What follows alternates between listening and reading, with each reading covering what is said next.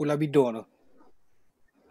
Okey, bagi aku kalau Pulau Bidung ni aku ulang semula kalau ada sampai Pulau Bidung ni sebenarnya kalau kita bagi sebuah pulau ni kepada masyarakat Rohingya ni, sebenarnya kita telah what we call telah jeopardize kita punya Kat mana ni Syah? Tak ada pun dalam Facebook.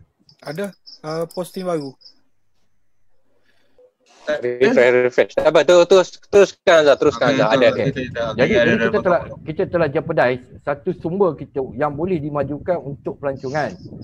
Sebab kalau kita study, kita faham betul-betul cerita Pulau Bidung ni, semasa Prince Turki bin Abdullah datang berjumpa Datuk Seri Najib Tun Razak di atas kapal Economity tu yang gambar beramai-ramai tu bersama Jolo tu, sebenarnya Jolo tu dia datang untuk sebagai jurucakap kepada Prince Turki bin Abdullah untuk cerita pasal proposal mereka nak memajukan Pulau Bidung. Okey. Jadi Pulau Bidung ni ada potensi untuk dimajukan sebagai hub pelancongan, mungkin hub kewangan pesisir pantai or whatsoever, semua boleh dibuat. Jadi kalau kita bagi kepada Rohingya ni, kita rugi. Kan? Tapi kalau kita nak buat dekat darat pula, tanah tu dekat darat. Kan? Tanah tu dekat darat, kita rugi juga. Sebab apa? Nak buka tanah baru, nak buka what we call nak buka tanah baru, nak rata ke tanah, buat bangunan whatsoever pun, tu semua duit. Kan? Takkan kita nak keluarkan duit kita sendiri untuk semata-mata tu. Jadi bagi aku, kalau dah sampai 150,000 rakyat Myanmar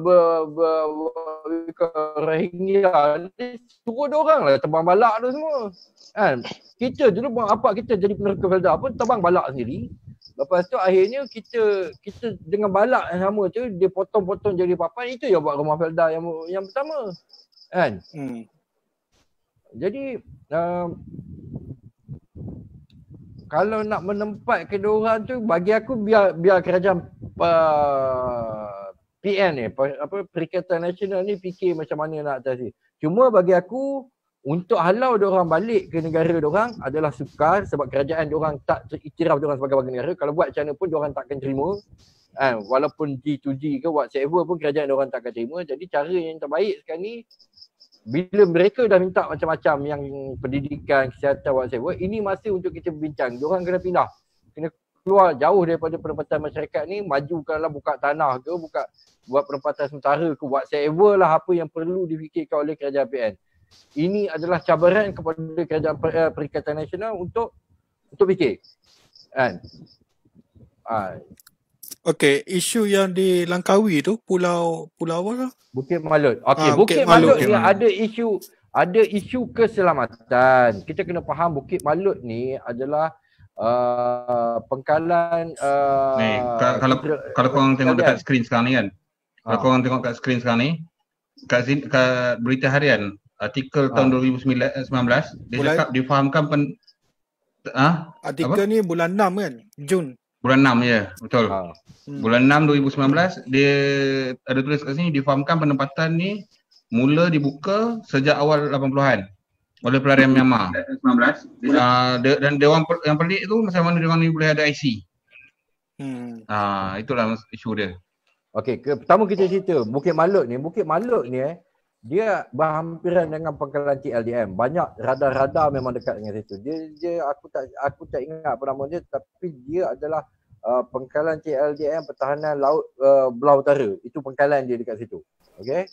Tapi dia bukanlah untuk pertahanan yang ada macam-macam benda, dia cuma lebih kepada logistik. Tempat tu Bukit Malut ni logistik TLDM. Jadi kalau yang aku tak faham tu, macam mana diorang ni boleh duduk kat situ? Itu yang aku rasa yang boleh jawab ni cuma Ahli Parlimen Langkawi je. Dia bermula tahun 80-an tau. Bermula tahun 80-an. 80-an siapa PM time tu? Kita kena tahu benda tu. Dia PM yang sama tu sampailah PM yang ke-7. Jadi dan dia juga adalah Ahli Parlimen. Dia kena jawab. Kan, kalau kita buat sentiasa tu, jadi rakyat kena tanya kepada Ahli Parlimen Langkawi, bukan tanya bergaduh sana sendiri, sana buat tulis kat Facebook, tulis kat WhatsApp, buat video whatsoever. rakyat kena tanya kepada ahli Parlimen Langkawi yang pada awal penempatan itu beliau adalah Perdana Menteri pada ketika itu. Tahun 80-an. Kena dengan Rakyat IC kena pula. tanya. Kena dengan IC pula macam mana dia orang boleh dapat? Itu yang kena Itu pun petikaikan. kena tanya orang yang berkuasa untuk beri IC pada masa itu, yang memegang jawatan Perdana Menteri, yang memegang jawatan Menteri KDN pada masa itu. Bagaimana mereka dapat IC, bagaimana mereka dapat wad sewa. Kita balik kepada fokus. Okey, benda tu melibatkan satu kata tuduhan ataupun tajuk yang lain. Itu tajuk yang lain. Sebab sekarang ni kita nak bincangkan tentang Rohingya tu. Dan soal dia dapat IC ke, dia dapat penempatan ke, itu sebenarnya ada maklumat-maklumat tu. Cuma kita ni dibatasi oleh ada beberapa perkara kita tak boleh nak sebut. Satu lagi contohnya sebagai seorang penjawat awam, dia orang tahu tapi dia orang tak boleh sebut benda ni. Ada perkaranya dia terpaksa, orang kata rahsia-rahsia rasmi kerajaan. Cuma sekarang ni yang kita kena alert betul-betul kesedaran masyarakat dan rakyat supaya kita jangan bersetuju ataupun berlembut hati lagi dengan pendatang. Tak kisahlah daripada Rohingya ke Burma ke Indonesia termasuk sekalipun, kita tak boleh nak tanggung dia orang ni. Sebab apa, kita nampak implikasi ni bila berlaku PKP itu di Masjid India, dia orang tak makan, dia orang mengadu kepada reporter. Dan reporter pula yang daripada reporter asing itu ditegur oleh, tak silap saya ada yang menegur reporter asing ni, Datuk Seri Ismail Sabri pun ada tegur. Dia ada mention pasal portal yang melaporkan berita yang tidak tepat. Dia bukan berat sebelah, tidak tepat. Sebab apa-apa pun sebarang tindakan untuk bantuan semua rujuk kepada kedutaan negara masing-masing. Dia dah banyak kali dia nak rujuk ke mana? Kan, biar Rohingya ni kita tak tahu nak rujuk ke mana. Lepas tu yang pendatang haram ni, walaupun memang dia original Indonesia, original Bangladesh, original Pakistan, tapi dia orang datang secara haram dan dia orang ni tak ada dalam list kedutaan. Jadi kedutaan hanya tahu, dia kat sini kita hanya ada 500 orang aja. Berdasar pada senarai bila buat checking, dia tak ada in detail lah. Dia tak ada in detail. Jadi orang-orang ni yang bawa cerita sudahnya dia orang rasa dia orang dianiaya oleh kerajaan. Bukan kita nak pejam mata, tapi sebenarnya dari sinilah masalah. Bila kita melindungi, kita membenarkan pendatang haram dan kita tak alert dengan pendatang haram, akhirnya dia orang sendiri yang membuatkan kerajaan dan negara kita jadi masalah. Dia orang take advantage di atas kelembutan kita. Kita terlalu baik. Kita boleh tolong, tapi ada tahap-tahapnya. Sebab bila tengok balik sejarah tentang Piagam Madinah dulu, waktu tu Nabi Muhammad SAW bagi juga orang Yahudi duduk dalam Madinah. Tapi apa dia orang buat? Dia orang berpakat. Bila kejadian Rohingya ni, aku teringat kepada Piagam Madinah tu. Satu suku bangsa Yahudi berpakat dengan Yahudi dari luar Madinah untuk serang Madinah daripada dalam. Maksudnya orang Yahudi dalam Madinah tu sendiri yang berpakat dengan yang luar. Aku takut satu hari nanti negara kita diserang oleh, tak tahulah serangan ni, kita boleh cakap serangan daripada, orang kata serangan ni bukan setakat perang, tapi dari segi credibility, serangan daripada segi media. Kita ni sekarang ni bila kes yang tahanan perintah kawalan pergerakan yang dipertingkatkan di Masjid India tu mengingatkan aku kepada kejadian itulah Piagam Madinah yang dicabuli oleh satu suku kaum Yahudi dengan Nabi Muhammad SAW, yang mana dia orang berpakat dengan orang luar untuk serang Madinah, tapi akhirnya dia orang kalah, pakatan tu kalah dan akhirnya Nabi mengambil tindakan terhadap dia orang. Tapi dengan cara waktu tu memang boleh pakailah cara tu dengan memberi orang kata hukuman yang setimpal dengan perbuatan dia orang. Tapi hari ni kita negara yang ada undang-undang, kita ada perlembagaan kita ada kedaulatan kita sendiri, kita tak boleh lah buat tindakan macam mana yang baginda Nabi Muhammad SAW buat waktu tu. Tapi bila tengok keadaan tu, Nabi dah bagi contoh dah. Kenapa jangan bela orang yang kita dah bagi percaya tapi berjaga-jaga. Sebab apa? Benda tu dah jadi sejarah sebelum ni. Jadi dalam sejarah yang terdekat lagi, bila kita tengok balik pada Palestin. Palestin pun kita boleh nampak. Sebabnya Nabi dah cakap dulu dah, jangan bagi. Jangan bela. Dah ada dah orang kata contoh tu.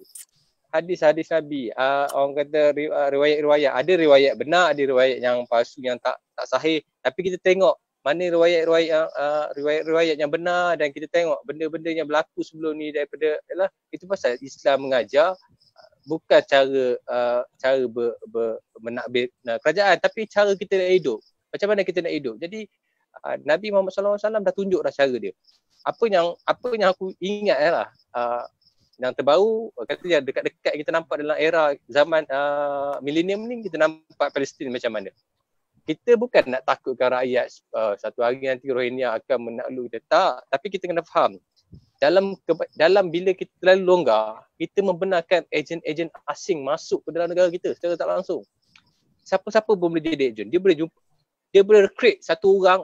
Ini orang kata terlalu iluminasi terlalu tinggi, tapi benda ni aku ambil perhatian sebab bila kita terlalu lembut, orang akan ambil kesempatan terhadap kita. Macam seperti mana yang berlaku kepada Datuk Seri Najib sebelum ni.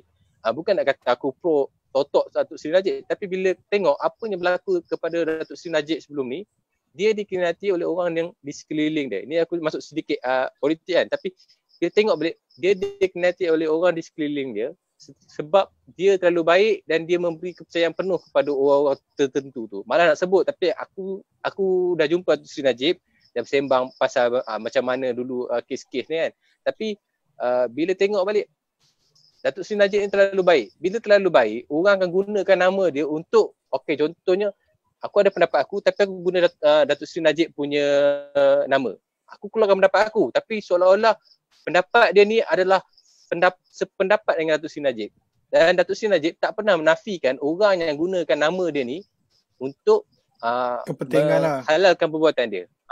Macam bila kita tengok sekarang ni, Datuk Seri Najib pun banyak membantu dia dalam social media, dan even sebelum ini pun yang bersolidariti dengan orang Rohingya ni pun Datuk Seri Najib.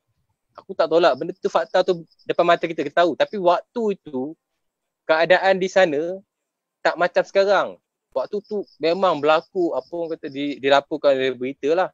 Aku tengoklah juga berita-berita, bukan tengok daripada satu site saja, kita tengok banyak site kan. Banyak sudut lah. Laporan yang banyak. Banyak maklumat kita boleh dapat, jadi kita nampak benda ni benar. Jadi waktu tu orang kata dulu Najib pun sokong Rohingya. Ya, waktu tu sebab diorang berlaku pembunuhan yang terlalu orang kata tak boleh diterima akal. Diorang bunuh, diorang lepas ke laut, diorang bagi lemas. Kita sebagai walaupun kita bukan tanggungjawab kita, tapi sebagai kita orang Islam, manusia, kita tak bolehlah biarkan benda tu berlaku. Jadi kita buka pintu. Waktu tu tak ada masalah. Sebab apa? Kita cuba menenangkan lagi, mengurangkan lagi jumlah nyawa yang dikorbankan oleh, kalau diorang ni menjaga negara diorang. Even Myanmar pun cakap sebelum ni, jangan campur urusan negara dia. Kita faham, tapi dalam masa yang sama kita tak adalah boykot ke, tak adalah kita buat tindakan-tindakan keras terhadap Myanmar kan waktu tu, Datuk Seri Najib kan. Jadi kita hanya memberi ruang kepada yang berdaftar untuk masuk negara ni untuk dapat perlindungan sementara. Tapi sekarang ni Bangladesh dah ada pulau. Pergilah sana. Yang ada dalam negara ni kita ni pun lebih baik, pergilah sana. Maknanya di sana korang boleh wujudkan komuniti korang boleh wujudkan sistem pentadbiran korang sendiri di bawah pemerintahan kerajaan Bangladesh. Tunjuk kemampuan, tunjukkan apa bangsa Rohingya ni bagusnya untuk naikkan darjat korang sendiri. Sebab apa? Malaysia tak boleh nak naikkan darjat Rohingya ni. Kita di Malaysia kita fokus untuk naikkan darjat bangsa orang Melayu. Jadi Rohingya ni kau kena angkat darjat bangsa korang dengan tempat dah bagi. pergilah sana buat apa benda produk ke. Contoh ada satu contoh yang diberi oleh seorang sahabat saya tak nak sebut nama dia, nanti kalau sebut nama dia nanti kontroversi. Tak payah sebut. Okey, seorang kawan saya ni, dia dia seorang yang pengkaji dan dia ada bagi ke saya satu maklumat. Dia kata pada kurun ke-18 dulu, Raja Siap di Pulau Koh Phayi, wilayah Panga, daerah Mu Pianga, Thailand. Pada kurun ke-18 dulu ada sekumpulan Melayu daripada Kepulauan Jawa di negara Siam. Melayu ni duduk di negara Siam dan Siam tak iktiraf dia orang ni. Lalu raja ketika itu, Raja Siam halau orang Melayu Jawa ni duduk di sebuah pulau yang diberi yang bernama Pulau Koh Phayi. Dia ada koordinat sekali dia bagi saya.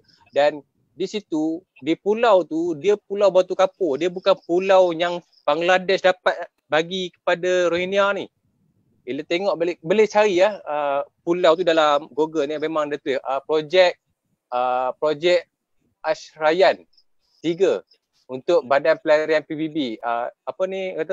Pulau tu daripada projek Ashrayan ni. Jadi perbandingan pada kurun ke-18 waktu tu dulu, lama dulu, orang Islam, orang Melayu Jawa diharamkan duduk di tanah Siam. Diorang dihalau pergi ke sebuah pulau, yang pulau tu adalah pulau batu kapur yang tak ada tanah. Dan diorang penempatan pertama diorang tubuhkan dewan ataupun mungkin surau kot. Maknanya orang yang kena halau daripada Siam ni duduk kat pulau tu. Sekarang ni pulau tu yang dulu pada kurun 18 satu pulau batu kapur yang tak boleh tanam apa, tak boleh nak buat apa. Sekarang ni pulau tu antara pulau yang menjadi tempat tumpuan pelancong. Setidak-tidaknya untuk Rohingya, Pulau Rohingya ni, dia orang boleh buatkan satu tempat, orang kata dia orang punya main business dia orang pelancongan. Sebab dia di tempat yang orang kata pulau kan. Jadi dia orang boleh naikkan facilities hotel, boleh naikkan barang-barang untuk buat orang kata ekonomi dia orang lah sendiri. Even dia orang nak sewa makanan dekat laut. Kan kita majoriti orang Malaysia sekalipun duduk di Banjaran Titiwangsa, duduk di kawasan tengah tepi kaki gunung Titiwangsa. Kita makan ikan juga. Begitu juga kalau korang duduk di pulau, takkan kita nak ajar semua benda kan? Tapi sendirilah kena angkat darjat bangsa kau sendiri. Maknanya kita sebagai rakyat Malaysia, kita bukannya perlu angkat dia orang ni. Dia orang yang kena angkat bangsa dia orang sendiri, dia orang kena angkat nama dia orang sendiri, dia orang kena angkat diri dia orang sendiri dengan berpindah ke pulau yang disediakan, duduk. Dia orang ada fasiliti yang lengkap, dia orang ada sistem boleh bercucuk tanam. Dia orang tak ada tanah berbanding dengan umat Islam pada kurun ke-18 yang dihalau oleh Raja Siam tu. Raja Siam halau orang Melayu Jawa ni duduk di pulau tu, pulau batu kapur. Tak boleh nak tanam pokok, tak boleh nak bercucuk tanam, tak boleh nak buat besar-besar punya projek ternakan ke apa, tak boleh sebab dia orang duduk di atas kawasan pulau. Dan tak dinafikan orang Melayu ni memang hebat di laut. Itu pasal negara kita ni, kita dipanggil tanah air. Tanah kita ni air. Walaupun atas tanah tetap macam air. Maknanya bangsa Melayu ni bangsanya hebat di atas air. Even kalau tengok pada sejarah-sejarah sebelum ni, zaman Empire Ottomaniah sekalipun, kita tengok Empire Melaka dengan Ottomaniah ni rapat. Melaka dengan Ottomaniah ni rapat. Sebab apa? Melaka ni sebuah kerajaan yang dia punya lingkungan kawasan jajahan dia adalah laut. Jadi memang orang Melayu ni hebat di laut. Cuma kita ni hari ni, kita salah ke penjajah, kata penjajah padam sejarah orang Melayu. Tak. Penjajah dia tak padam sejarah orang Melayu. Orang Melayu yang tak rajin membaca. Lepas tu sebab apa? Bukan tak rajin membaca pun. Lagi itu dia orang tulis sejarah ni dalam bahasa dia orang. Dia takkan Mak Saleh Portugis nak tulis sejarah Melayu, tulis dalam bahasa Melayu. Dia akan tulis dalam bahasa Portugis. Dia akan tulis dalam bahasa Belanda. Dia akan tulis dalam bahasa negara dia orang, Spain. Dia orang tulis dalam bahasa, dia orang tahu cerita pasal Empire Melaka ni. Kan kita tak boleh nak salah kata Portugis rubuhkan Kota Melaka, lepas tu naikkan Formosa kan. Ya, benda tu sinonim, seolah-olah kita nak wujudkan jahatnya penjajah tu, tapi sebenarnya kita tengok pada diri kita balik. Kita ni bangsa Melayu. Kita sepatutnya kita kena tahu sejarah kita kena membaca. Sebab apa? Memang sejarah tu ditulis oleh orang yang menang, tapi dia takkan tulis dalam bahasa Melayu. Mak Saleh ni walaupun penjajah ni, walaupun dia orang ni jahat, dia orang ni penjajah, bangsa penjajah, tapi dia menulis apa yang dia rasa senang pada diri dia, yang mendewakan diri dia. Tapi dalam masa yang sama, dia orang juga tetap ada penulis-penulis yang kontra terhadap kerajaan dia orang. Macam Pembangkang lah. Pembangkang ni tulis benda betul. Pembangkang dia orang lah waktu tu. Sebab politik ni bukannya hari ni, politik ni dah lama dah. Jadi Pembangkang dia ni pun dah ada buat artikel tentang kerajaan Melaka sebenarnya, tapi dia tak tulis dalam bahasa Melayu. Sebab dia ada dalam artikel dalam arkib-arkib di luar negara. Tapi kebanyakannya artikel-artikel ni tak boleh dikeluarkan secara meluas untuk orang kita tahu, sebab bila keluar benda ni dia bercanggah dengan agreement yang terbaru. Sebab apa? Kalau tengok balik pada Empayar Melaka ni sampai ke Australia. Melaka ni besar. Jadi kita orang kata orang Melayu yang hebat di atas air, di atas tanah. Jadi bila tengok balik dengan sejarah apa yang berlaku pada orang Islam di negara Siam tu, setidak-tidaknya menjadi satu contoh kepada Rohingya ni. Tengok balik, kita Melayu, kita bertunjuk kita punya sejarah. Walaupun tak banyak yang nak berani nak menulis pasal sejarah ni, tapi benda ni dah ada contohnya. Jadi kita tak perlulah nak kata kita terlalu zalim, sebab kita ni bangsa yang dipijak-pijak. Tapi takkanlah kita memang kita simpati dengan Rohingya.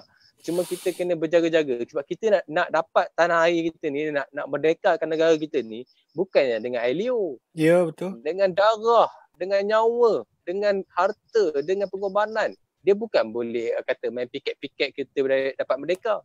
Jadi kita kena jagalah, sebab kita ni orang kata pinjam negara ni daripada anak cucu kita. Kita nak serahkan kepada anak cucu kita nanti dengan pakej Rohingya sekali ke?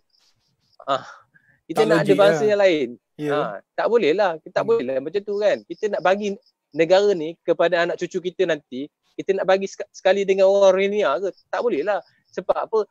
Anak cucu kita punya nanti akan berebut tempat pula dengan diorang. Aku tak nak benda tu berlaku.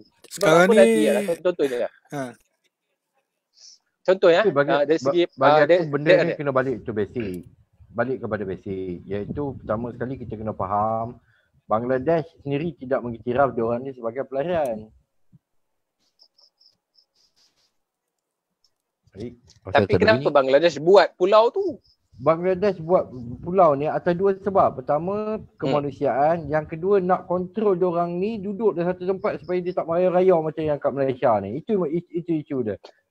Jadi kalau kita nak suruh diorang pergi ke Bangladesh, Bangladesh pun sebenarnya tak nak terima diorang. Bangladesh tak nak terima diorang. Satu. Dan yang kedua, kita kena fikir mengapa dia datang ke Malaysia.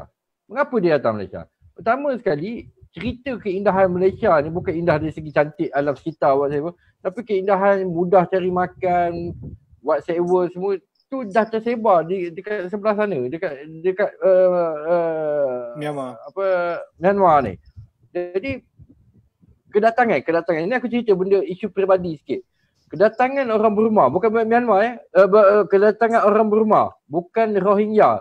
Ini dah berlaku dalam tahun 60-an, 70-an lagi. Ada sepupu aku, dia lagi tua daripada aku, dia kahwin dengan orang Burma. Kahwin dengan orang Burma. Jadi bila dia kahwin dengan orang Burma, anak dia tu sama tua dengan aku. 40 lebih.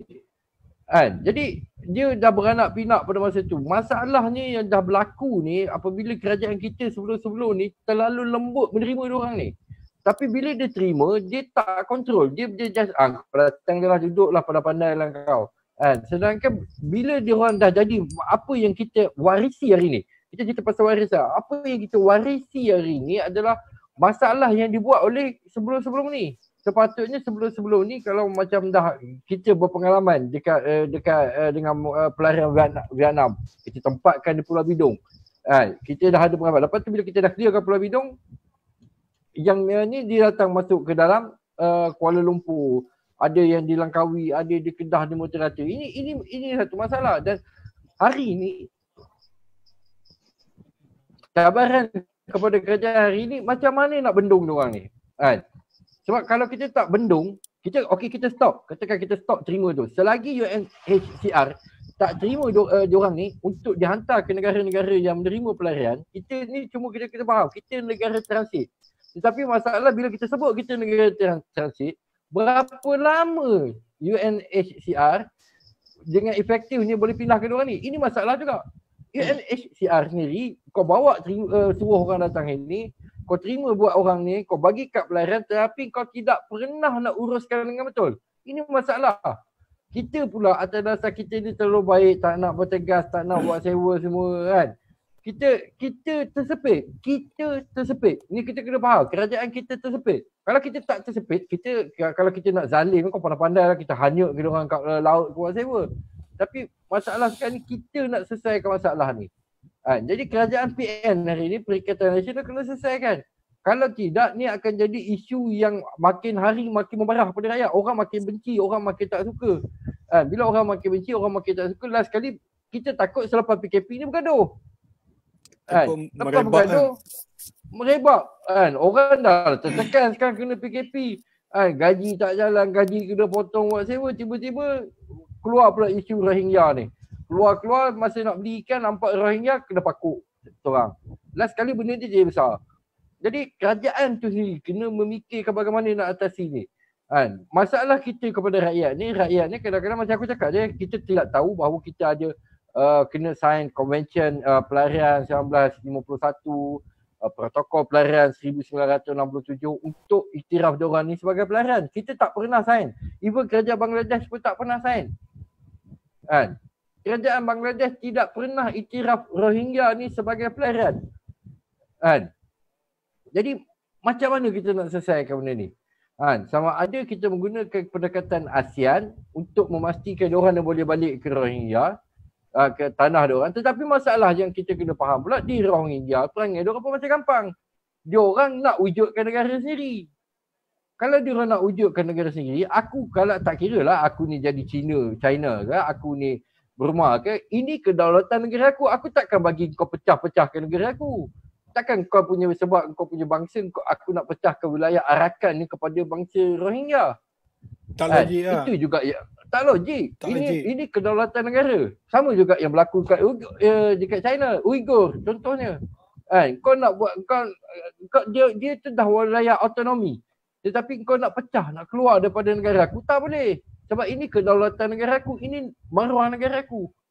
Jadi selagi Rohingya ni tidak boleh terima apa yang kehendak atau syarat-syarat daripada kerajaan Myanmar, jadi agak sukar untuk diorang balik ke negara sana. Dan lagi satu yang kita kena faham, Myanmar ni masalah Myanmar. Tak kira kau Myanmar ke, kau apa suku sekalipun dalam Myanmar, dia ada 135 etnik, campur Rohingya dia ada 136 etnik. Kalau kau datang ke Malaysia, kau hilang pasport atau kau buang pasport, pekerja Myanmar banyak berlaku buang pasport, kerajaan dia tak akan mengaku dah ni rakyat dia. Tak ada dokumen dia. Okey, kalau ada pekerja Myanmar hilang pasport ke, buang pasport ke, dia tak akan mengaku. Kau pandai-pandailah hidup kau. Dan kita kena juga faham, satu lagi, kita kena tahu bahawa selain daripada masalah Myanmar ni, kita ada lagi satu masalah di terutama sekali belah Gombak, terutama sekali belah Greenwood sebagai contoh. Stateless, orang yang tak ada negara. Datuk dia datang ke Malaysia selepas merdeka. Okey, ni yang berlaku banyak dekat belah Gombak. Jadi bila dia jadi macam tu, ini akan berlaku juga kepada bangsa-bangsa Rohingya ni. Stateless. Datuk datang selepas merdeka, dapat mak, dapat bapak diorang, kahwin sama diorang, dapat diorang hari ni. Jadi dah 3 generasi tanpa apa-apa dokumen. Even kerajaan Indonesia pun takkan mengaku ni warga dia sebab kau lahir kat Malaysia. Aku tak ada dokumen. Bapak kau ke KTP tak ada, ke buat sewa semua. Itu berlaku. Dan kita tak nak Rohingya ni berpendapat bahawa duduk di Malaysia ni satu heaven untuk diorang. Diorang ni kita perlu kekang, kumpul, buatlah camp ke, buat sewa ke dekat mana-mana lah, pandai-pandai lah kerajaan PN ni fikir supaya diorang ni boleh tidak bercampur lagi dengan masyarakat. Sebab aku rasa kalau kita benar ke dia campur dengan masyarakat, masyarakat hari ni dah terlalu membenci diorang dengan perangai diorang. Ada komen daripada ni penonton. Bunga-bunga kebencian dan provokasi dah timbul oleh mereka sendiri. Ya betul. Ini kita kena akui. Sebab apa? Sebab mereka ni barbarik sebab tak ada pelajaran. Kan? Kita ni dulu pun bangsa Melayu pun 40, 50, 60 tahun, 100 tahun dulu tak ada pelajaran pun sama juga gampang ni perangai. Kan? Kita juga berak tepi lorong tahun 60-an, 70-an dekat Kuala Lumpur, orang kecil berak dekat tepi lorong ni biasa. Kan? Jadi itu yang aku cakap, kerajaan kena fikir something dan kena desak UNHCR tu untuk bertindak lebih efektif, memastikan mereka ni dapat penempatan baru di negara-negara ketiga yang sains, konvensyen pelarian dan protokol pelarian. Dua perkara. Kalau kerajaan tidak mahu benda-benda ni berlarutan. Pertama, tempatkan mereka di satu penempatan yang jauh daripada masyarakat ni. Kau nak buka ladang sawit ke, kau boleh gunalah tenaga ni, bayarlah gaji diorang ke, buat sewa ke, sediakan rumah makan minum. Nak buka buat sewa lah, kerajaan boleh fikirkan mereka dari segi ekonomi. Dan yang kedua, desak UNHCR supaya bertindak lebih efisien supaya mereka ni what we call dapat dipindahkan segera ke negara-negara ketiga. Aku nak sentuh poin yang Azhar cakap berkenaan dengan kerajaan PN perlu sediakan fasiliti atau tempat untuk diorang ni. Okey, macam ni. Daripada awal lagi aku bercakap tentang Pulau Basta Char ni. Okey, kita boleh tengok kalau ada Syah boleh besarkan aku punya ni tak? Apa dia? Apa duk besarkan? Kita besarkan view. Kita ada view untuk gambar aku. Oh, ya. Sekejap je nak tunjuk. Supaya rakan-rakan di Facebook tu boleh tengok dekat mana tempat yang aku maksudkan berkenaan dengan pulau yang kerajaan Bangladesh sediakan untuk Rohingya. Ni, kita ni ada 1 minit. Kita ada 1 minit. Kita end dulu yang ni. Kita end dulu yang ni. Lepas tu kita sambung yang next session lagi. Untuk semua penonton yang masih menonton ni, terima kasih kerana menyokong channel Syah ni. Okey, selepas ni boleh tengok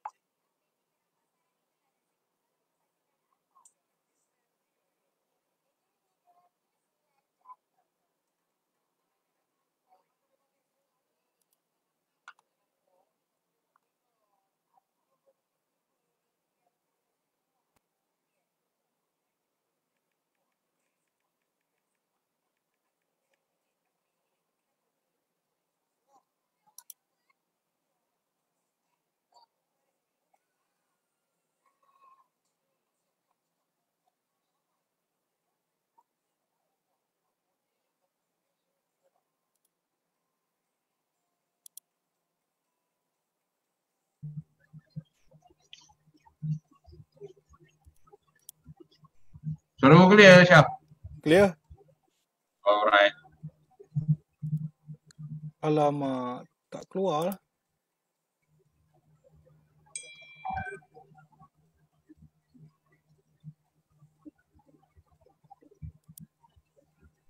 Okey.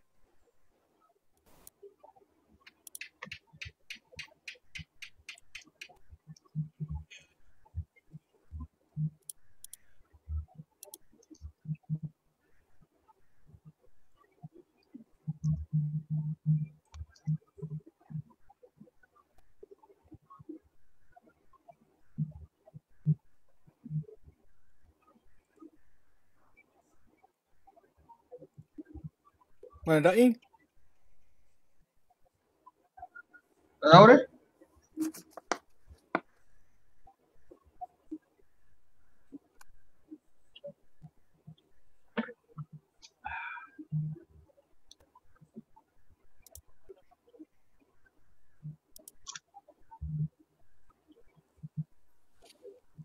Okay, aku dah faham benda ni. Sekejap bagi Daing masuk tu.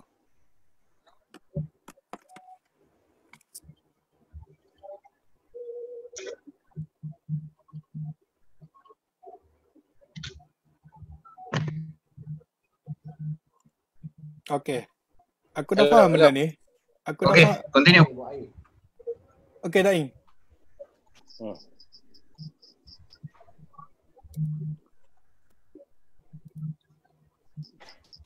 Dah masuk belum? Belum. Dah semua dah. Okey. Mana Azhar? Azhar siap tayang dia punya ni, dia punya skrin Okey, sambung balik tadi. Saya nak tunjuk dekat mana. Boleh tak Cik Syah besarkan saya punya view? Dah besar lah? Ya ke? Tak besar pun. Sekejap. Okey. Baik, tak keluar. Tak keluar lah. Sebab tak kalau okey tak apalah. Okey tak apa. Saya tunjuk kejap saya tunjuk.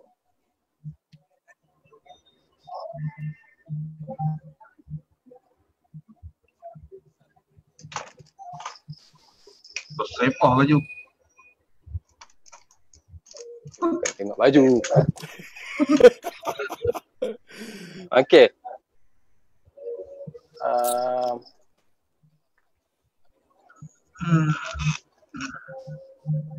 Okey, ni dia dalam saya punya gambar tu Ni saya nak tunjukkan. Pulau yang disediakan oleh kerajaan Bangladesh. Dia jauh sikit daripada Bangladesh Ni Bangladesh atas ni.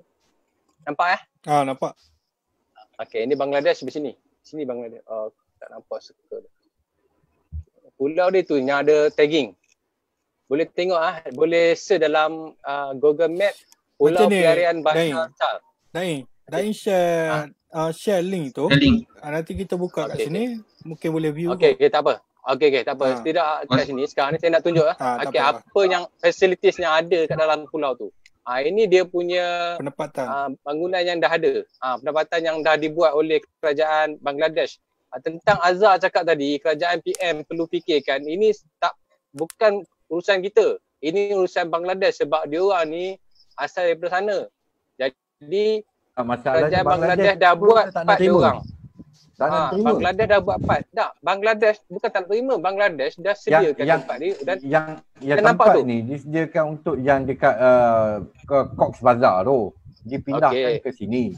Okey. Jadi macam yang berlaku. Sekarang ni dia orang tak nak pergi ke Bangla. Faham. Sekarang ni nampak tu dalam tajuk yang dikeluarkan oleh FMT. Bangladesh dia hantar 100,000 ini pada Oktober 2019 dia dah hantar orang. Even di sini yang pergi ke pulau ni, tengok facilities yang ada gambar-gambar ni. Ada yang di kalangannya memang orang Bangladesh. Maksudnya dia orang ni bukan Rohingya duduk ke sini. Tempat dia jauh lebih baik bila kita tengok balik gambar-gambar yang dia buat naik ni tak tahu berapa tahun bila tapi memang di sanalah sebab dia tagging di pulau tersebut. Jadi pulau ni memang dah ada bela binatang pun boleh, adalah sedikit barang-barang yang ada nampak dia punya sistem solar ini solar. Ini bukan dia maknanya dia orang gunakan tenaga solar untuk elektrik dia orang di sana. Dia buat laboring. Ini bangunan yang pattern dia macam ni. Nampak dia ada bahagian bawah ni anda kata pulau ni banjir. Dia orang selamat di bahagian atas. Tapi takkanlah kita ni bukannya sepanjang 1 tahun banjir. Even di Pantai Timur pun setiap setahun sekali adalah kejadian banjir. Di negara kita, di negara diorang ni, di tempat diorang ni, pulau ni, dia banjir dalam bulan 8 atau bulan 9 macam tu. Ada dalam setahun 3 bulan, 3 bulan. Dia ada banjir. Jadi tetapi apa yang kena fahamkan, kerajaan Bangla dah buat penambakan. Dah buat rest up dekat kawasan pulau tu.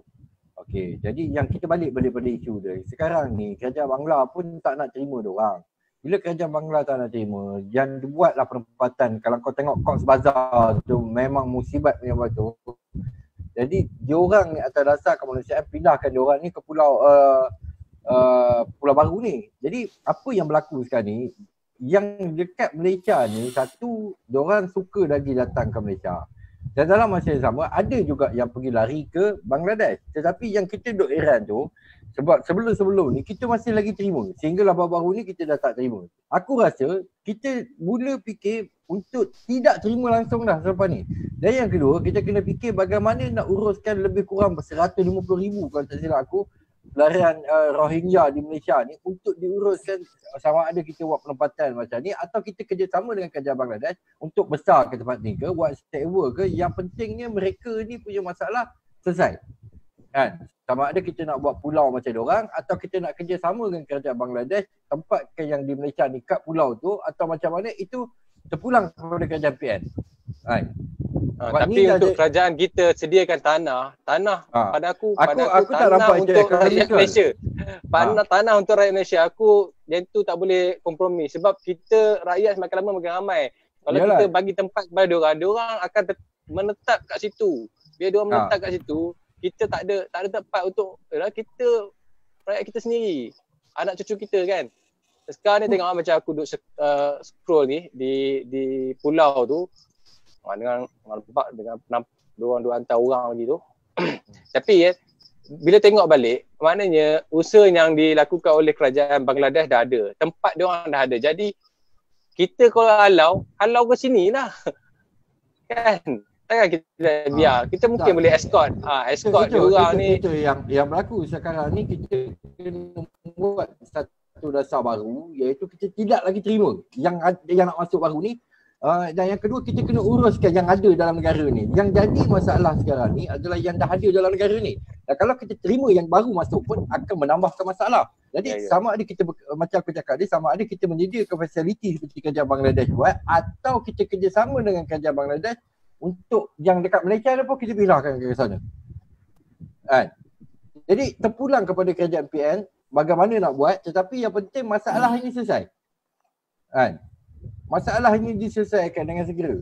Sebab kalau dibiarkan, lama-lama macam aku cakap tadi lah, silap-silap kita jumpa what we call Rohingya ni, kita bergaduh, berpakuk, berparang, bertembak, berpistol, whatever semua. Jadi masalah lagi besar. Ada soalan. Ada soalan ni daripada Ayub Abdullah Hamad. Selain dari etnik Muslim Rohingya, adakah etnik Muslim lain yang tinggal di Myanmar dizalimi seperti yang diterima oleh masyarakat Rohingya? Tak ada.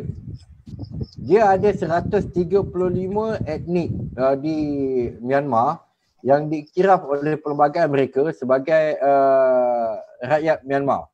Tetapi sepatutnya 136 termasuk Rohingya, tetapi Rohingya ni tidak diterima. Atau pelbagai-bagai alasan lah yang dikatakan oleh kerajaan Myanmar.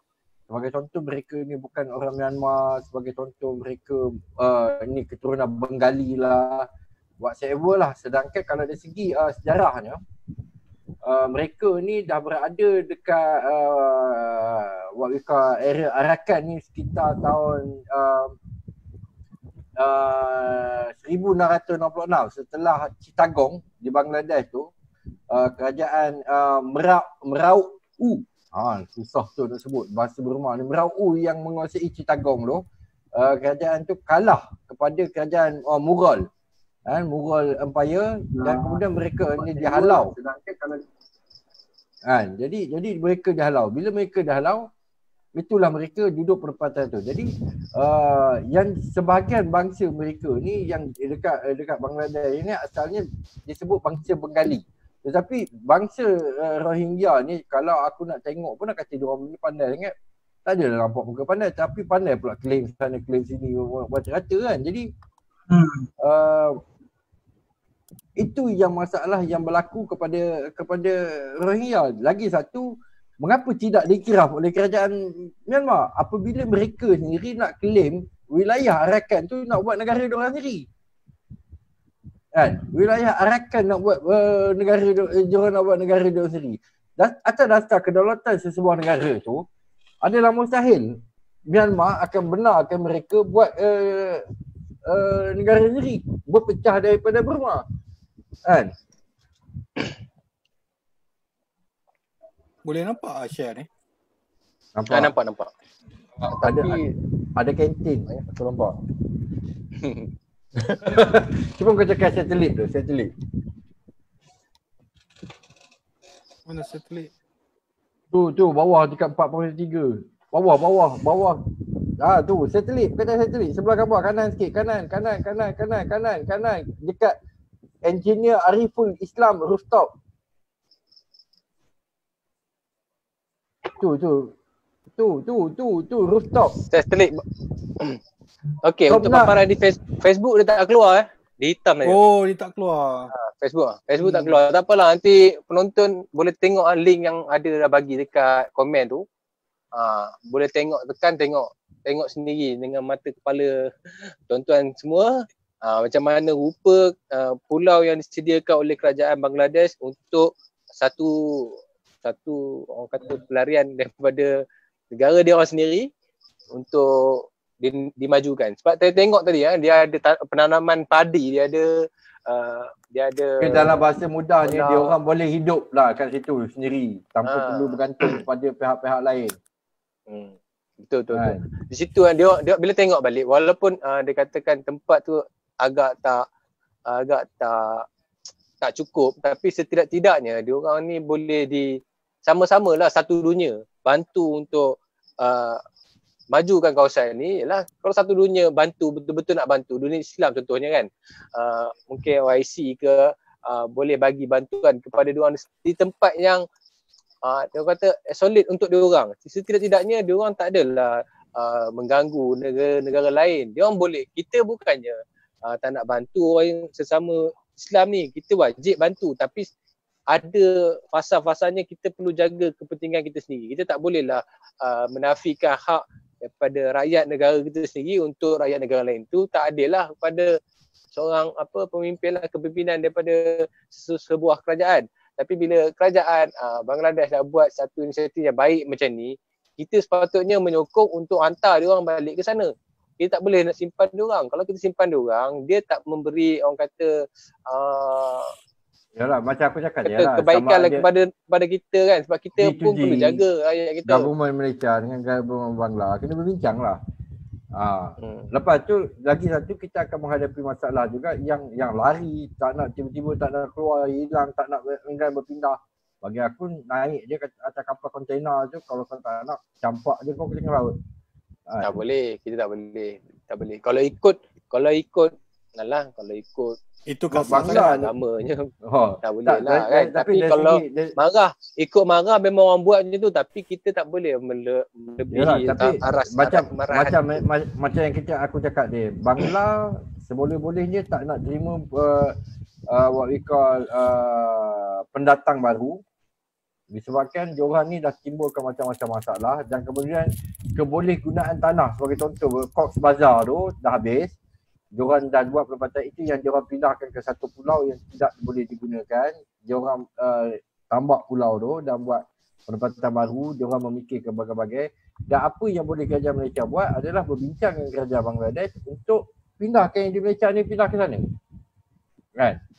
Jadi kalau itu salah satu benda yang tu. Jadi sama ada diorang nak pindah atau tidak pindah, ini masanya kalau perlu kita guna kekerasan, kita guna kekerasan. Kan? Sebab apa? Sebab mereka selama ni, mana-mana pendatang pun menganggap bahawa Malaysia ni adalah syurga untuk mereka mencari makan. syurga di mana diorang boleh datang ni, dia kaya. Di cerita-cerita ni bukan hanya didendangkan dekat Myanmar, tetapi didendangkan dekat Indonesia, dekat mana negara sekalipun, termasuklah di China. Kan? Kalau tak adalah orang sanggup beli IC beratus-ratus ribu harganya. Kan? Jadi bagi aku sekarang ni terpulang kepada kerajaan PN ni pergi bincang dengan kerajaan Bangla. Kan? Dan dalam masa yang sama kita kena buat satu dasar baru, iaitu dasar pintu tertutup, tidak menerima lagi pendatangan ram ni. Macam yang aku cakap ni, istilah kita kena betul. Myanmar ni, Burma, Rohingya ke whatever yang datang atas sebab perang ke, termasuklah Palestin, termasuklah Bosnia, mereka bukan pelarian. Selagi kita tidak sign Konvensyen Pelarian 1951 dan Protokol Pelarian 1967, kita tak sign, mereka itu adalah pendatang haram mengikut undang-undang imigresen kita. Kan? Jadi kita mula daripada hari ni kita kena tukar perkataan pelarian tu kepada pendatang haram. Kan? Kena tukar, mereka adalah pendatang haram, bukan pelarian. Jadi bila yalah, kita ada tempat dia orang kan.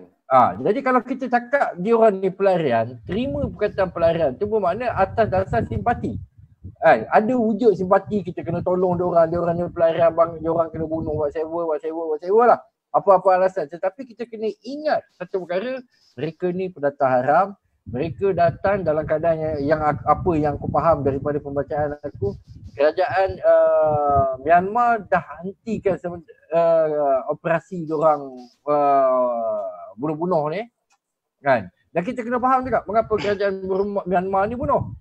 Kan? Kalau kau memberontak nak buat negara lain dalam tanah negara aku, even dalam Malaysia ni tiba-tiba dia orang conquer Pulau Langkawi, dia kata dia orang nak buat negara dia. Tanggungjawab pemerintah dia adalah memastikan kedaulatan negara kita kekal. Perang pun perang lah. Ini yang berlaku dekat Myanmar. Kan? Jadi kita kena bincang dengan kerajaan Bangladesh macam mana kerajaan kena bincang kerajaan tu untuk buat penempatan baru. Dan bagaimana kerajaan nak hantar kerajaan itu, dan kemudian ni kita kena ketatkan undang-undang, ketatkan perairan kita yang di Bukit Malut tu. Aku rasa mereka mendapat perlindungan politik dari setengah pihak. Yang perlu kita faham siapa yang bagi daripada Perdana Menteri yang berkuasa pada tahun 80-an. Kan? Bagaimana diorang dapat IC, mungkin diorang dah kahwin dengan rakyat tempatan atau mereka memohon cara elok, kita pun tak tahu. Tetapi kalau ada yang perlu kita hantar balik. Sebab apa? Sebab guna tanah kita ni semakin kecil tu. Even Negeri Pahang yang kaya dengan tumbuh-tumbuhan tu, sekarang ni kalau rakyat tempatan, orang Negeri Pahang nak apply pun paling banyak kau boleh apply 4 ekar satu orang. Kan? Bukan boleh minta banyak-banyak. Kan? Lepas tu lagi segi abang dia cakap warga asing bijak. Mereka kahwin dengan warga tempatan Malaysia. Dia kena faham satu perkara. Mengapa orang tempatan ni suka kahwin dengan rakyat Malaysia? Kau tahu tak kalau Bangla nak kahwin dekat Bangladesh, dia kata paling murah RM40,000 lah dia cakap. Dekat Malaysia dia kata bayar RM10,000, RM20,000 boleh kahwin. Dah boleh kahwin. Dekat Bangladesh dia cakap, dia cerita kalau makcik kau datang daripada Chittagong, kau kahwin dekat Sitpur contoh datang tu, duit tambang, duit hotel semua kau kena bagi. Hotel penempatan semua kau kena bagi. Lepas tu katakan makcik kau kahwin dulu, makcik kau bagi kau rantai emas 2 inci punya saiz, 1 jari punya saiz. Kau dia anak dah kahwin pun kau kena bagi benda yang sama, setara. Jadi mereka ni suka datang kahwin dekat Malaysia. Lagi satu, diorang tahu mereka dapat macam-macam fasiliti bila dia kahwin dengan rakyat tempatan. Mereka dapat BRIM, mereka dapat BHS, mereka dapat VPN, macam-macam dia dapat. Jadi kita bukan kata nak dengki, itu dah memang jodoh dia. Tetapi dalam mentaliti orang perempuan Melayu kita, terutama sekali, walaupun ramai di kalangan mereka dikahwin dengan bangsa Cina, orang India, whatever. Cuma kita terserah sebab kita hidup dalam komuniti Melayu. Bila dia orang perempuan ni kena berfikirlah. Jangan sebab mamat tu muka macam Hindustan, terus tergoda. Terus tergoda walaupun muka dia walaupun muka ni bukanlah handsome sangat pun. Handsome lagi kita pun. Yang aku heran ada satu video dia cerita apa? Ayat mereka romantik, ayat-ayat mereka manis. Kepala bapak dia orang nak cakap Melayu pun tak faham, nak cakap Inggeris pun terabur, macam mana ayat dia romantik? perempuan Melayu ni telinganya kena korek kan dengan besi panas supaya dia dengar benda tu cakap. Ni pengaruh Bollywood bro. Pengaruh Bollywood. Bila dia cakap tu dalam bahasa Urdu, dia nampak bunyi macam Shah Rukh Khan lah bercakap. Macam Hindustan lah. Ya, Syarahan. Kan, esok lelaki Melayu je Kublai Khan pun orang tahu. Kan, tapi itu satu cerita tu. Lepas tu yang kita tengok pula selain daripada Bangla Rohingya kahwin dengan rakyat tempatan, kita tengok ingat satu kali lagi. Negro. Ramai. Ada yang cakap one night stand. No, aku jumpa banyak yang bersekedudukan dengan perempuan Melayu. Ada yang kahwin, ada yang bersekedudukan. Lagi ramai daripada yang kahwin. Kan? Atas alasan apa? Kan? Nak negro, takkan bukan Hindustan kot. Kan? Ini semua alasan seks dia bagi. Ada. Tak apalah. Tentang kahwin ni aku lebih letak kepada jodoh. Tapi yalah, kalau itu pilihan dia tak apalah. Cuma kita kena betulkan kita punya persepsi tu kepada orang-orang wanita tempatan khasnya lah. Kita kena tahu, anda kata berlakunya perceraian nanti, masa depan anak-anak tu akan jadi masalah. Jadi jangan fikir singkat. Kalau boleh utamakan barang buatan Malaysia. Aku dah jumpa. Itu kes yang aku dah jumpa. Dia kahwin dengan warga Bangladesh yang matanya sebelah biru sebelah hijau lah. Bangla ni dia suka. Kalau tengok dia lebih kurang tinggi Cik Zafar tu dia katik-katik gitu ke. Kan. Badan kedai-kedai tapi sebab mata sebelah biru sebelah hijau lah. Dia kahwin dengan Bangla. Aku jadi duduk termenung. Apa kejahatan ni. Lepas tu Bangla ni pula walaupun Islam kuat berjudi. Dia habis berapa juta. Dia Bangla ni kerja dia adalah jual kaum-kaum dia. Dia bawa masuk kawan-kawan dia yang jual sendiri kan, nak cari majikan baru buat sewa pun. Jadi sekali dia berjudi 2 juta bang habis dekat genting kan. Lepas tu bini dia apa tadi, laki kena tangkap, laki kena hantar, Bangla dia kena hantar balik, kena blacklist masuk Malaysia. Anak dia tak tahu apa cerita, dengar cerita bini dia ni kejap-kejap ikut India, kejap-kejap ikut Bangla lain kan. Jadi isu sosial ni itulah nak kata tak belajar agama, belajar agama. Ramai yang komen kan, kita berbalik pada tajuk kita, ramai yang komen kan untuk isu Rohingya ni minta semua halau daripada tanah air ni. Boleh ulas sikit? Dari segi halau, pertama sekali macam aku cakap, masalahnya ketidakefisienan UNHCR. Sepatutnya UNHCR ni dah bagi diorang penempatan di negara-negara ketiga yang terima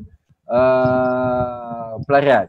Tetapi masalahnya makin dikumpul oleh UNHCR, tetapi dia hantar ke negara ketiga tak tahu berapa banyak. Mungkin dalam setahun 10 keluarga, mungkin dalam setahun 10 orang. Kan? Itu satu isu. Yang kedua, kalau kita nak halau pun, macam aku cakap lah, kalau kita sudah berbincang dengan kerajaan Bangladesh untuk tempatkan diorang dekat pulau Basan Char tadi, aku rasa itu lebih baik kan daripada kita halau. Sebab kalau kita halau pun diorang tak ada tempat nak ke mana pun. Indonesia tak nak terima, Bangladesh pun tak nak terima, apa negara pun tak nak terima kan. Jadi yang dia duduk kat Malaysia ni makin hari makin beranak. Diorang ni tak tahulah apa ubat makan kesuburan diorang ni kan. Tapi UNHCR ni kita perlu desak supaya dia lebih efisien. Sedangkan kita bukan signatories parti dalam protokol pelarian dengan konvensyen pelarian. Jadi kita tidak sepatutnya dibebankan dengan menerima pelarian ni. Jaga macam UNHCR ni pun dia tak ada negara dia sendiri tau. Dia semua bagi kat negara-negara lain je untuk tanggung benda-benda ni. Tu yang salah dia tu. Dia ni kalau kasar ni macam broker lah. Diorang ni yang uruskan. Tapi masalah diorang tak uruskan. Sepatutnya diorang uruskan. Kalau diorang uruskan dengan elok, kita tak banyak sangat masalah ni kan. Sebab apa? Sebab macam aku cakap, dari segi basicnya kita tidak pernah mengiktiraf pelarian dan kita tidak sepatutnya terima pelarian sebab kita tak pernah sign Convention Pelarian 1951 dan juga Protokol Pelarian 1967. Jadi tidak perlu langsung kita terima pelarian.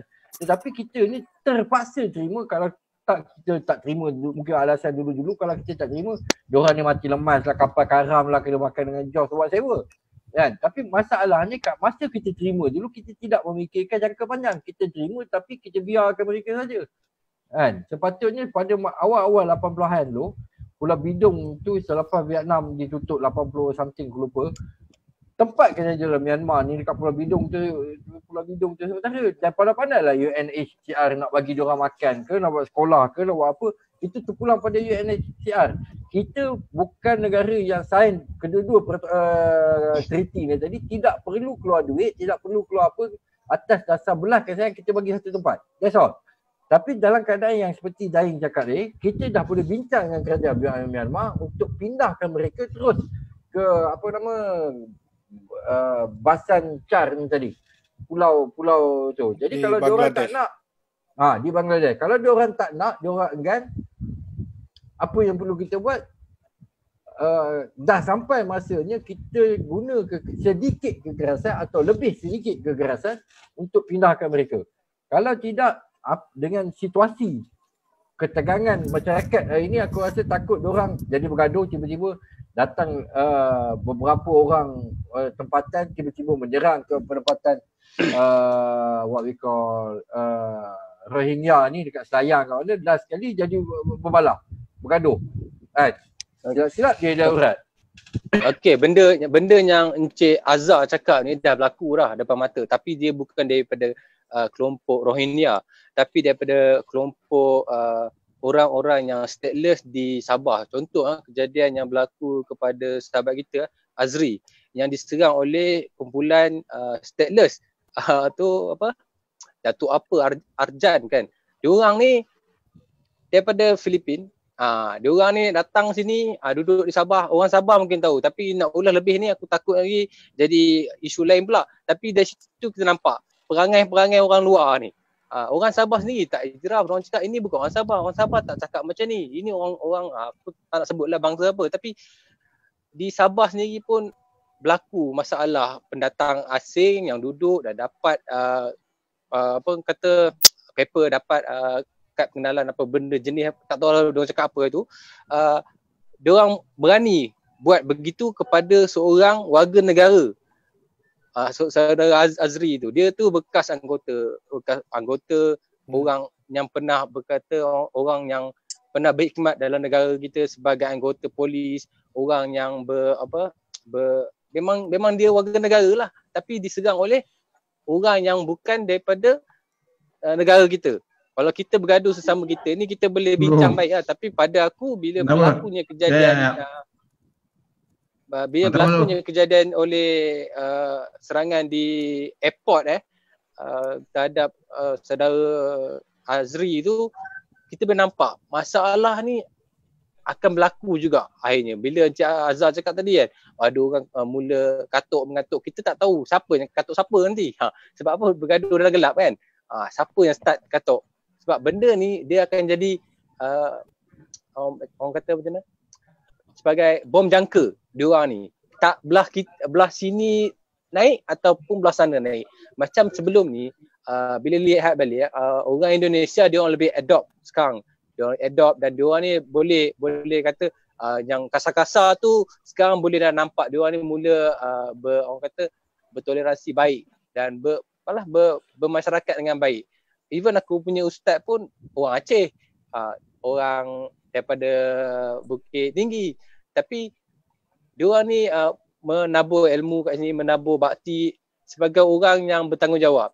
Kita tak boleh nak salahkan semua yang pendatang-pendatang ni, even yang pendatang berpermit ataupun pendatang haram ni, kita boleh beri kelonggaran, tapi kita tak boleh beri diorang keistimewaan. Apa yang Rohingya nak ni sekarang ni, diorang lebih kepada diorang nak keistimewaan.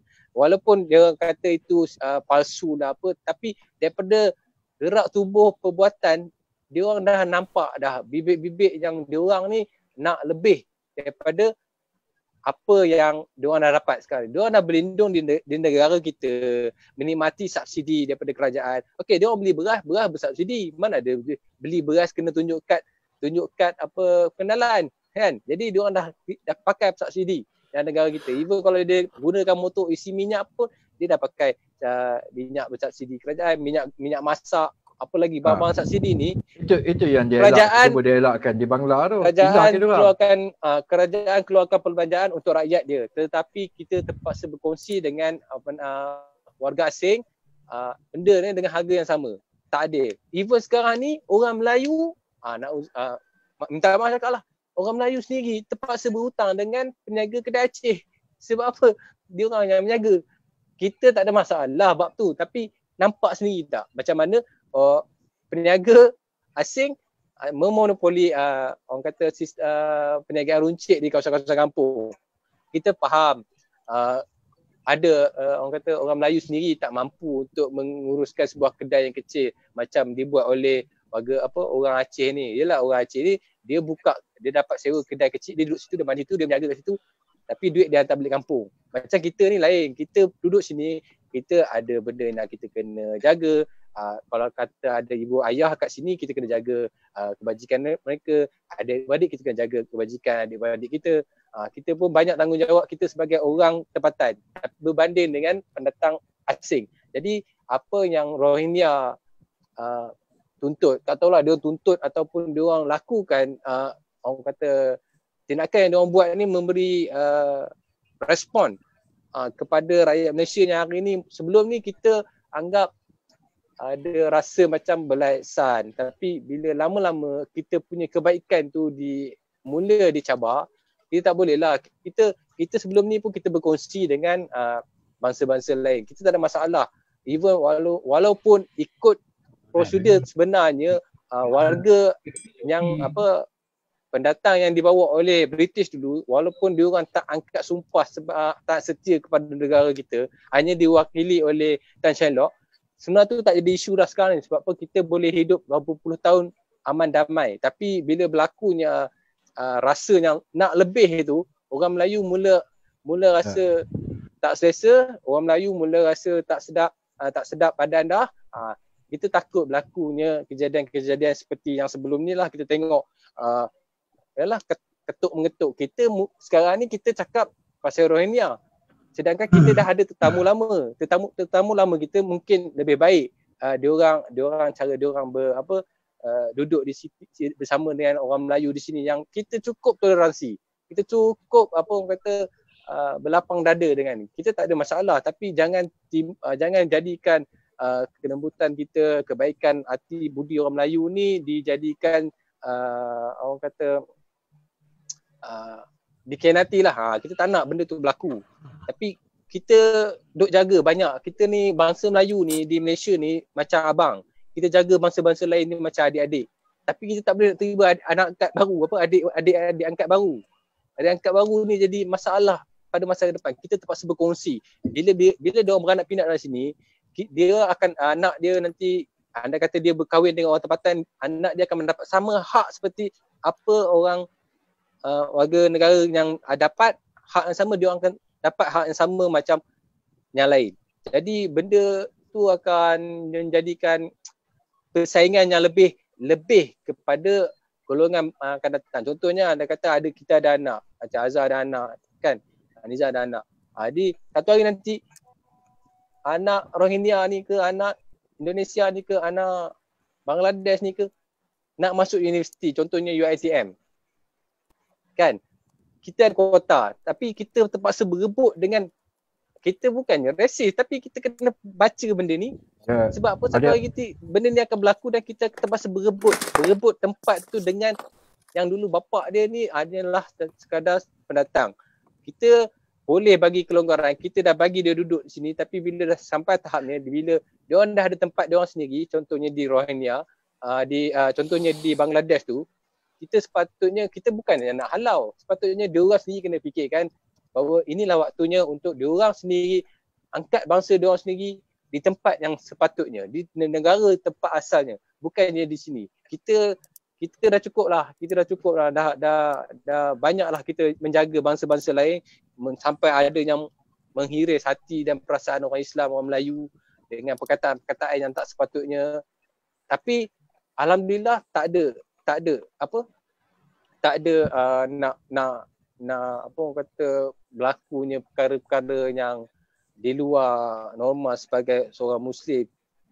Pukul-pukul ni tak boleh. Kita tak boleh biarkan. Kerana kita tak boleh semai benda ni berlaku dalam masyarakat sebab kita dah hidup bertamadun. Kita ada perundangan, kita ada undang-undang. Jadi kita kena jagalah. Tapi dalam kita nak jaga tu, kita tak tahu anasir-anasir luar yang cuba melagakan kita dan cuba memperandakan kita dengan penambahan pendatang asing ni.